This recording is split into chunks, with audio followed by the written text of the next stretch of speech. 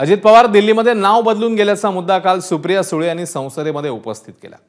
यावरून आज अजित पवारांनी आव्हान दिले, दिल्लीमध्ये वेषांतर किंवा नाव बदलून गेलो हे सिद्ध करा, अन्यथा राजकारणातून संन्यास घ्या, असं अजित पवार म्हणाले। ओएसिस फर्टिलिटीच्या तज्ञांनी आयव्हीएफ उपचार पद्धतीद्वारे 1 लाखांहून अधिक जोडप्यांना मातृत्व प्राप्तीचा आनंद दिला आहे।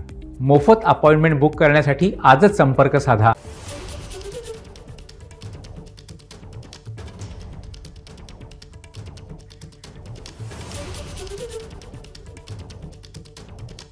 तुम्ही खोटी नावं, खोटी वेषांतर, खोटे बोर्डिंग पास, खोटी ओळखपत्र तयार करून मुंबई दिल्लीसारख्या आंतरराष्ट्रीय विमानतळावरून प्रवास करता।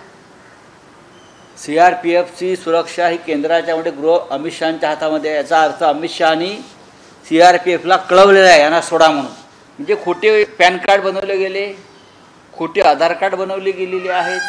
त्यांना सुरळीतपणे त्या सुरक्षा व्यवस्थेतून बाहेर पडता यावं म्हणून दिल्लीच्या गृह मंत्रालयाच्या खास सूचना असायलाच हव्यात। आदमी ने नाम बदली करके ट्रैवल किया, तो अगर टेक्नोलॉजी में ऐसे कोई भी जा सकता है, so is that checks and balances people can not. So the Aadhaar card is critical for identification, or how will you identify your passenger? So does the name has to match the iCard? What is the technology available, or is it a face identity? Complete clarity, because it's a very alarming national security issue which has happened at Delhi and Bombay airport. And is it a criminal offense if you don't travel with the right name? मी गेले 5-6 दिवस मीडियामध्ये देखील बघतोय की अजित पवारांनी मधल्या काळामध्ये जो निर्णय घेतला त्याबद्दल अजित पवार वेश बदलून दिल्लीला जायचे, दादांत खोट आहे।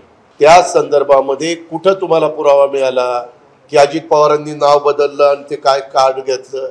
संसदेला आव्हान आहे, ते पाहावं, तपासावं, आणि जे खरं असेल तर अजित पवार राजकारणात बाजूला जाईल, खरं नसेल तर ज्यांनी संसदेमध्ये कुठलाही पुरावा नसताना, कुठलाही काही खरी माहिती जाणून न घेता जे आरोप केलेले त्यांनी राजकारणात संन्यास घ्यावा।